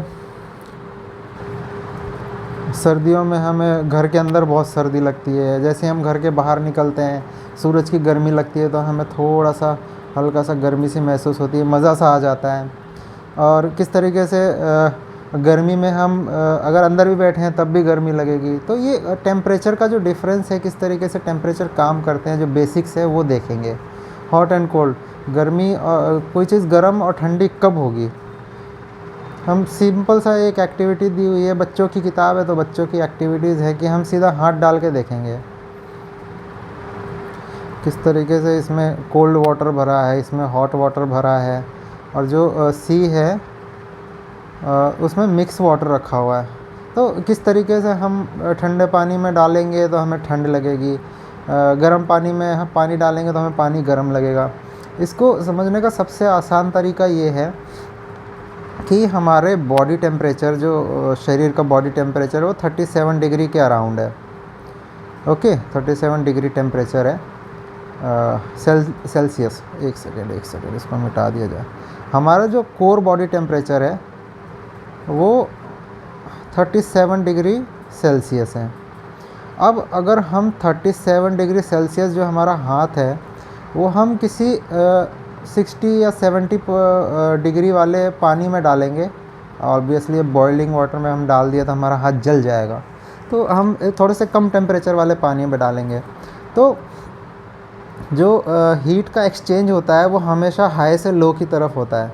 जो 37 डिग्री है वो अगर चीज़ 60 डिग्री या 70 डिग्री पे जाएगी तो हीट का एक्सचेंज इस तरफ शुरू हो जाएगा। जो हीट है वो जो कम ठंडी चीज़ है, जैसे 37 डिग्री 60 के मुकाबले कम है, तो हीट इस तरफ ट्रांसफ़र होगी। तो हमें इस जो हॉट वाला पानी है यहाँ पे गर्मी सी लगेगी, जो पानी है वो हमें गर्म फील होगा क्योंकि हम हीट अब्ज़ॉर्ब कर रहे हैं। अब दूसरी तरफ जो ए है, मान लीजिए इसमें टेम्परेचर अराउंड 10 डिग्री होगा पानी का, 10 डिग्री सेल्सियस, या ठंडा है तो नियरिंग फ्रीजिंग टेम्परेचर है तो 4 डिग्री होगा। इसके नीचे अगर जाएगा तो वो बर्फ़ हो जाता है। तो अगर ये वाले कंडीशन में, ए वाली कंडीशन में अगर हम देखें तो हमारा हाथ का टेम्परेचर ज़्यादा है और ये पानी का टेम्परेचर कम है। तो जो पानी का टेम्परेचर कम है, अब हीट का एक्सचेंज कैसे होगा? अब हीट का एक्सचेंज इस तरफ होगा। जो हमारे हाथ से टेम्परेचर, जो पानी गर्मी है वो पानी में जाएगी। तो हमें ये पानी जो हमारा हाथ का टेम्परेचर कम होने लगेगा तो हमें पानी ठंडा लगेगा। इस तरीके से ये इसमें थ्योरी में यही लिखी हुई है। इसका कंसेप्ट ही समझना इम्पॉर्टेंट है एक्चुअली, बस यही कंसेप्ट है। इसको आपने अगर समझ लिया तो बाकी इस टॉपिक में कुछ पढ़ने की ज़रूरत नहीं है। अब जो टेम्परेचर नापने का एक हमारे पास इक्विपमेंट है उसे थर्मामीटर कहते हैं। यहाँ पे जो पारा होता है, जो मर्क्यूरी इस्तेमाल करते हैं। मर्क्यूरी एक ऐसा मेटल है जो नॉर्मल रूम टेम्परेचर पे भी लिक्विड होता है, मतलब वो जमता नहीं है। तो उसको अगर हम हल्का सा गर्म करेंगे तो वो एक्सपांड होता है। एक्सपांड इन द सेंस वो उसका वॉल्यूम बढ़ता है। तो हम उसको एक पर्टिकुलर वॉल्यूम में एक पाइप में डाल देते हैं। एक कांच का पाइप है, ट्रांसपेरेंट है, तो इसमें हम इतना डाल देते हैं कि 37 डिग्री पे वो यहाँ पे रहे। और जैसे जैसे टेम्परेचर बढ़े तो उसका वॉल्यूम बढ़े और वो फैलता जाए। तो जितना टेम्परेचर बढ़ेगा उतना ही उसका वॉल्यूम बढ़ेगा। तो हम जितना टेम्परेचर बढ़ाएंगे उतना वॉल्यूम बढ़ेगा और वो एक पर्टिकुलर टेम्परेचर बताएगा। तो हम उसके वॉल्यूम के हिसाब से एक ये इक्विपमेंट है जिससे हम टेम्परेचर नाप सकते हैं। वही चीज़ें थियरी में लिखी होंगी। बस यही है, ये इतनी ज़्यादा पढ़ने की ज़रूरत नहीं, कंसेप्ट समझते हुए चलते हैं बस। अब थर्मामीटर दो टाइप के होते हैं। एक क्लिनिकल थर्मामीटर है। क्लिनिकल थर्मामीटर की रेंज 35 डिग्री सेल्सियस से 42 डिग्री सेल्सियस होती है, क्योंकि जो पारा होता है, जो मर्क्यूरी है, उसकी पर्टिकुलर लिमिट्स हैं। अगर हम उसको एक पर्टिकुलर ट्यूब में डालेंगे तो वो उसी लिमिट तक फैलेगा या कम ज़्यादा होगा। तो जो क्लिनिकल टेम्परेचर है, थर्मामीटर है, वो सिर्फ बॉडी हीट के लिए इस्तेमाल किया जाता है। जैसे हमें बुखार हो गया तो हम उस क्लिनिकल थर्मामीटर का इस्तेमाल करेंगे। बट ऐसा ज़रूरी तो है नहीं कि हम सिर्फ 35 से 42 डिग्री सेल्सियस ही नापने के लिए बैठे हैं। ऐसा तो बिल्कुल पॉसिबल नहीं है। कुछ इंडस्ट्रीज़ होती हैं, जैसे अगर हम बहुत एक्सट्रीम एग्ज़ाम्पल लें तो सूरज का जो सन है उसका टेम्परेचर लाखों डिग्री सेल्सियस होता है। लाखों डिग्री सेल्सियस नापने के लिए हम ये क्लिनिकल थर्मामीटर थोड़े ना इस्तेमाल कर सकते हैं। तो अब दूसरा जो थर्मामीटर है उसे हम कहते हैं, आगे होगा, हाँ, लेबॉरेटरी थर्मामीटर। ये इसकी रेंज बहुत हाई होती है। लेबॉरेटरी थर्मामीटर की रेंज -10 डिग्री से 110 डिग्री सेंटीग्रेड होती है, क्योंकि -10 जो 0 डिग्री है उसमें बर्फ़ जमती है, जो नॉर्मल बर्फ़ होती है, और 100 डिग्री पे पानी बॉयल हो जाता है। तो नॉर्मल जो हमारे एक्सपेरिमेंट्स होते हैं केमिकल वाले, वो सब इस रेंज में आ जाते हैं। तो हमें जो लेबॉरेटरी थर्मामीटर है, इससे ये सारे काम हो जाते हैं। ये थोड़ा सा बड़ा होता है, तो हमें बीच में समझ में भी नहीं आ रहा कि ये है। तो आप देख सकते हैं लंबा सा लेबॉरेटरी थर्मामीटर है, बहुत बड़ा होता है। तो फ़ोटोज़ के साथ अगर हम चीज़ों को देखते चलें, इसकी रेंज 110 डिग्री तक है, और जो -10 तक होता है, यहाँ पे 1 है तो यहाँ -10 होगा कहीं। तो किस तरीके से हम फ़ोटो देखते चलें तो चीज़ें समझ में आती जाएंगी। अब यहाँ बीच में कुछ इम्पॉर्टेंट चीज़ है, वो देखते हैं। जो नॉर्मल ह्यूमन बीइंग का बॉडी टेम्परेचर है वो 37 डिग्री सेल्सियस होता है, जैसे मैंने ऊपर बताया था।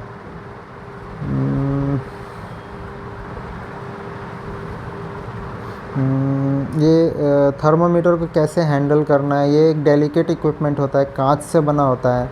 दूसरा, इसके अंदर जो मर्क्यूरी होती है वो बहुत डेंजरस मटेरियल होता है। इससे कार्सिनोजेनिक गैसेस बन जाती हैं वो हवा के साथ रिएक्ट करके। तो इसलिए जो थर्मामीटर है उसको बहुत संभाल के इस्तेमाल किया जाता है।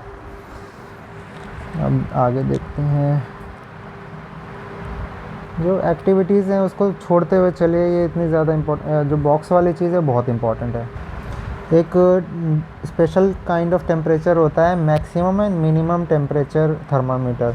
ये मौसम की जानकारी के लिए इस्तेमाल किया जाता है कि पिछले दिन जो पहले के दिन में किस तरीके का टेम्परेचर था वो बताने के लिए, कि पिछले हमारे प्रीवियस डे में मैक्सिमम टेम्परेचर कितना था और मिनिमम टेम्परेचर कितना था।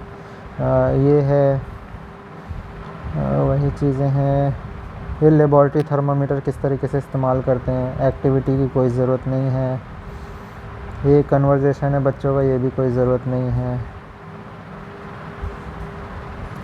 जब हम टेम्परेचर चेक करते हैं, अगर किसी के मुंह में डाल के हम टेम्परेचर चेक करते हैं और जैसे ही हम बाहर निकालते हैं तो टेम्परेचर नीचे क्यों नहीं गिर जाता, इसका एक जो किंक होता है, एक बल्ब, जो एक ये बल्ब है, इसके जस्ट ऊपर एक किंक सी होती है। वो इस जो सडन फॉल ऑफ टेम्परेचर, जो सडन श्रिंकिंग ऑफ मर्क्यूरी है, उसको रोकती है। ये जो किंक होता है ये क्लिनिकल थर्मामीटर में ही होता है, क्योंकि हमें ऑब्ज़र्व करना होता है कि बॉडी टेम्परेचर कितना है। चलिए आगे बढ़ते हैं। जैसा कि मैंने पहले बताया कि मर्क्यूरी एक हार्मफुल सब्सटेंस होता है, टॉक्सिक सब्सटेंस होता है। अगर ये टूट के अगर बिखर जाए तो इसे डिस्पोज ऑफ करना भी बहुत मुश्किल होता है। तो डिजिटल थर्मामीटर आज के समय इस्तेमाल होते हैं जिसमें कोई मर्क्यूरी नहीं होती। ट्रांसफ़र ऑफ हीट कैसे होता है, जैसा कि मैंने पहले एक एग्जांपल बताया था, किस तरीके से हमें कोई चीज़ ठंडी और कोई चीज़ गर्म महसूस होती है। तो ट्रांसफ़र ऑफ हीट उसका कारण है। जैसा कि हम कभी कभी ऑब्ज़र्व करते हैं कि हम सब्ज़ी बनाते बनाते अगर हमारा जो करछुना है, जो चमचा है, वो अगर कढ़ाई में रह जाता है किसी तरीके से कारण से, तो हम कुछ देर बाद अगर उसका हैंडल पकड़ते हैं तो हमें बहुत गर्म महसूस होता है, क्योंकि जो सब्ज़ी की जो गर्मी है उसके हैंडल से टेम्परेचर है वो ट्रांसफ़र होती रहती है, तो इसलिए वो गर्म होती है। और किस तरीके से हम कढ़ाई को अगर बंद कर दें या जो पैन वगैरह है उसे अगर हम गैस से नीचे उतार देते हैं तो धीरे धीरे ठंडी हो जाती है। ऐसा क्यों होता है? क्योंकि जो पैन की गर्मी है वो सराउंडिंग ऑब्ज़र्व कर लेती है। जैसा कि हम जानते हैं कि टेम्परेचर हमेशा बैलेंस आउट होने की कोशिश करता है। अगर गर्म चीज़ ठंडे के पास रख दी जाए या गर्म चीज़ ठंडे में डाल दी जाए तो वो आपस में एडजस्ट कर जाते हैं। वो ऐसा नहीं है कि कोई चीज़, ठंडा पानी और गर्म पानी अगर हम मिला दें तो वो दोनों का टेम्परेचर, दोनों पानी एक साथ अलग अलग टेम्परेचर में रहेंगे, नहीं, वो मिक्स हो जाएंगे और एक सर्टेन टेम्परेचर पे आकर रुक जाएंगे, जो रूम टेम्परेचर कहते हैं जिसे। एक्टिविटी है, जैसे हम एक ईंटे से एक रॉड को फंसा सकते हैं, फिर आखिरी में जो एक मोमबत्ती है एक एंड पे गर्म हो रही है तो किस तरीके से कहाँ तक हीट ट्रांसफ़र होगी, एक एक्टिविटी बच्चों के लिए। जो हीट का ट्रांसफ़र है, अगर कोई मटेरियल हीट को ट्रांसफ़र कर रहा है, एक जगह गर्म करें तो दूसरी जगह गर्मी महसूस हो रही है। इस एंड में अगर हम गर्म कर रहे हैं तो इस एंड में भी अगर गर्मी महसूस हो रही है, तो ये जो मटेरियल है ये हीट का कंडक्टर है। जो प्रोसेस जो है, जो टेम्परेचर को ट्रांसफ़र कर रहा है, हीट को ट्रांसफ़र कर रहा है, उसे कंडक्शन कहते हैं। अब कुछ मटेरियल है उसमें से देख सकते हैं, बच्चों के लिए एक्टिविटी है। जैसा हम जानते हैं कि लकड़ी से हीट ट्रांसफ़र नहीं होती, प्लास्टिक से हीट ट्रांसफ़र नहीं होगी, वो तो पिघल ही जाएगी। लोहा, जो नॉर्मली मेटल्स होते हैं, वो हीट को ट्रांसफ़र कर सकते हैं। तो जो मटेरियल हीट को ट्रांसफ़र कर सकते हैं उसे कंडक्टर ऑफ हीट कहते हैं। जैसे कि एग्जांपल है एल्युमिनियम, आयरन, कॉपर, ये सब जो मेटल्स हैं वो सब कंडक्टर के एग्जांपल हैं। जो मटेरियल हीट को ट्रांसफ़र नहीं कर सकते, जिस तरीके से ये पेंसिल है, वो इंसुलेटर्स होते हैं। हम इलेक्ट्रिसिटी में भी देख सकते हैं कि किस तरीके से जो बिजली को कंडक्ट कर सकते हैं, इलेक्ट्रॉन के फ़्लो को, जिस मटेरियल में इलेक्ट्रॉन फ़्लो सपोर्ट करता है वो कंडक्टर्स होते हैं। तो इस तरीके से आगे वो देखेंगे। कुछ एक्टिविटीज़ है कि हवा और पानी पुअर कंडक्टर ऑफ हीट है, फिर भी उनसे गर्मी ट्रांसफ़र होती है। जिस तरीके से एक एग्जांपल है कि एक छोटी सी चीज़ है जो समझते चलते हैं, वैक्यूम आपने सुना होगा, जहाँ कोई माध्यम नहीं होता, हवा नहीं होती, नाइट्रोजन नहीं होता, कुछ मॉइस्चर नहीं होता, जैसे कि हम स्पेस में देखते हैं। तो उसमें हीट ट्रांसफ़र नहीं हो सकती, किसी भी तरीके से हीट ट्रांसफ़र नहीं हो सकती। बट हम देखते हैं कि सूरज से जो गर्मी निकलती है वो धरती तक पहुंचती है। और ये भी फैक्ट है कि जो स्पेस होता है, जहाँ कुछ नहीं है, वहाँ पे हीट ट्रांसफ़र नहीं हो सकती। बट वहाँ से जो सूरज से जो गर्मी निकल रही है वो रेडिएशन के फॉर्म में निकल रही है। एक रेडिएशन होता है जिसे किसी माध्यम की ज़रूरत नहीं होती। तो जो रेडिएशन है धरती तक पहुँच के, धरती के वातावरण से छन के, वो जब धरती के अंदर पहुंचता है, हमारे आसपास पहुंचता है, तो वो गर्मी प्रोड्यूस करने लगता है। तो यही इस सवाल का जवाब है, किस तरीके से गर्मी हवा और पानी में ट्रांसफ़र करती है, in the form of radiation. Activity not so important.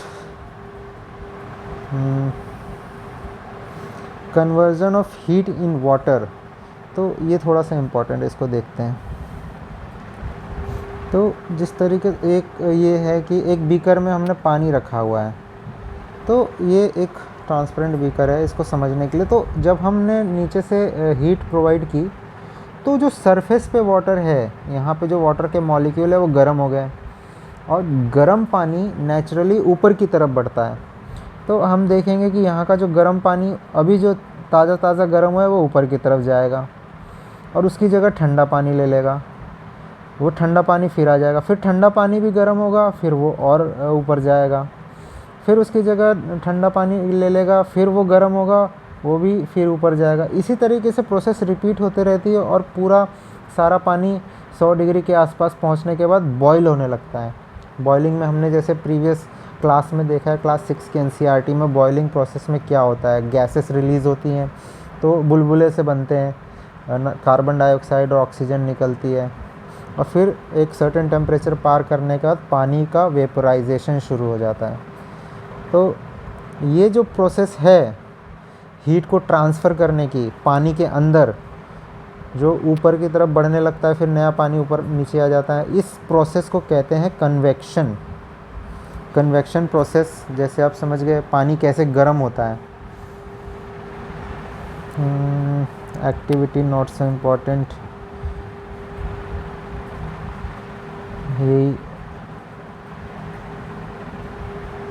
यही जो कन्वेक्शन प्रोसेस है हवा में भी काम करती है। किस तरीके से नीचे की हवा गर्म होगी तो वो ऊपर बढ़ेगी, फिर एक ये जो हवा गर्म हुई है यहाँ पे कैंडल से, वो ऊपर जाएगी, और जो यहाँ के आसपास की ठंडी हवा है ये इसकी जगह भर देगी, फिर वो भी गर्म होगी, फिर वो भी ऊपर जाएगी। फिर इस तरीके से कन्वेक्शन एयर में काम करता है। अब एक बहुत बढ़िया फिनोमिना को समझते हैं, सी ब्रीज़ और लैंड ब्रीज़। सी ब्रीज़ में क्या होता है, दिन के समय, जैसे हम देखते हैं कि एक रफ सा आइडिया लेते हैं, किस तरीके से समंदर है, मान लीजिए ये समंदर है और ये लैंड है। तो लैंड में जो रेत होती है वो जल्दी गर्म होती है और पानी को गर्म होने में बहुत टाइम लगता है। तो ये गर्म, जब रेत गर्म हो जाती है दिन में, तो इसके ऊपर की हवा ऊपर उठने लगती है। नेचुरली जब यहाँ की हवा ऊपर जाएगी, जब ये सैंड के ऊपर की हवा जो गर्म होकर ऊपर चली गई है, यहाँ की जगह भरने के लिए भी तो ठंडी हवा चाहिए। तो ये जो समंदर के पास की ठंडी हवा है वो यहाँ आ जाती है। तो ये जो ठंडी हवा चल रही है, जो बीच की तरफ ठंडी हवा आ रही है, इसे सी ब्रीज कहते हैं, जो दिन के समय बहुत अच्छी लगती है। और जैसा कि हमने ऊपर देखा कन्वेक्शन प्रोसेस, ये प्रोसेस रिपीट होती जाती है। ठंडी हवा जो सी ब्रीज आई है वो फिर गर्म सैंड से और गर्म होती है, ऊपर बढ़ती है, फिर और ठंडी हवा आती है। तो रात के समय इसी फिनोमिना का एकदम रिवर्स होता है। जो पानी होता है उसको ठंडा होने में समय लगता है, और जो लैंड है, जो रेत है, वो बहुत जल्दी ठंडी हो जाती है। तो जो समंदर की जो गर्म हवा है वो लैंड की तरफ आती है। इसका एकदम रिवर्स जो प्रोसेस होती है वो। तो रात में जो थोड़ी सी वार्म सी हवा चलती है उसे लैंड ब्रीज कहते हैं, वही रिवर्स। कंसेप्ट समझना बहुत इंपॉर्टेंट है, ये हो क्या रहा है एक्चुअल में। मॉनसून वाले चैप्टर में हमें इस कंसेप्ट की ज़रूरत पड़ेगी, किस तरीके से गर्म हवा ऊपर बढ़ती है, ठंडी हवा आ जाती है, आंधी तूफान इसी तरीके से आते हैं। गर्म हवा ऊपर की तरफ जाती है, और जब कोई पर्टिकुलर एरिया बहुत गर्म होता है, मान लीजिए ये भी कंसेप्ट समझ लेते हैं। कोई पर्टिकुलर एरिया है, मान लीजिए बहुत गर्म हो गया, ये ए है, ये बी है, दोनों जुड़े हुए हैं। एक गांव मान लीजिए, ये विलेज ए है, ये विलेज 2 है। यहाँ बहुत गर्मी पड़ रही है, सूरज एकदम धड़ल्ले से यहाँ गर्मी छोड़ रहा है, और यहाँ पे बादल हैं और हल्की सी यहाँ ठंड है। तो एनवायरनमेंट में तो हीट एक्सचेंज होगी, वो डेफिनेट सी बात है। तो यहाँ जो गर्मी है वो एकदम तुरंत ठंडी हवा मांगेगी, तो एकदम ड्रास्टिकली बड़ी तेज़ी से यहाँ से ठंडी हवा चलेगी इस तरफ।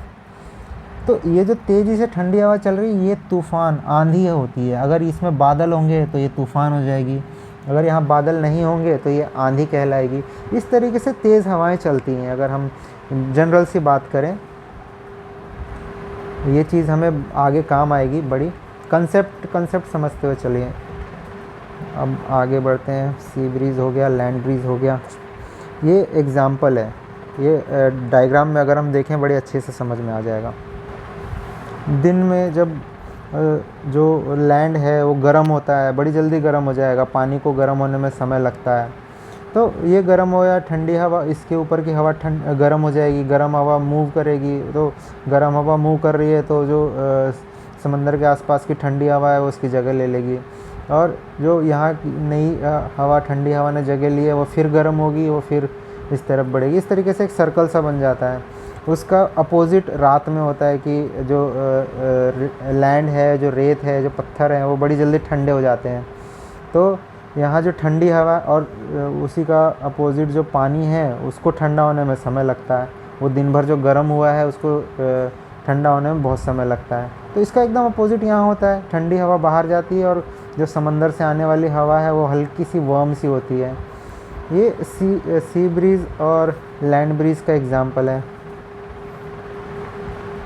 ये जो मैंने सूरज से रोशनी किस तरीके से आती है, हीट ट्रांसफ़र किस तरीके से होती है रेडिएशन के द्वारा, वो समझाया था।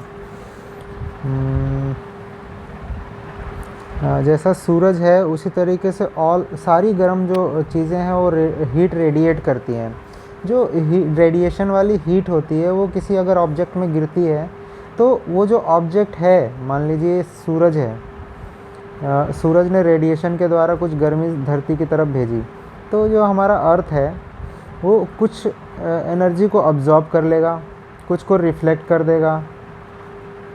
जितना उसने अब्ज़ॉर्ब किया है उतनी ही वो गर्म होगी, और कुछ को ट्रांसमिट कर देता है, मतलब दूसरी तरफ भेज देता है। तो इस तरीके से हीट का ट्रांसफ़र होता है।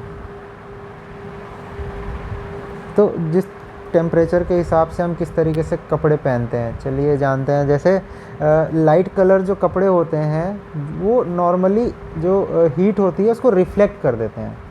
तो हम गर्मी में जब सूरज की रोशनी बड़ी तेज़ होती है, बहुत गर्म होती है, तो हम लाइट कलर के कपड़े पहनते हैं, ताकि वो मैक्सिमम जो हीट इंसिडेंट हो रही है कपड़े पे उसको रिफ्लेक्ट कर दे।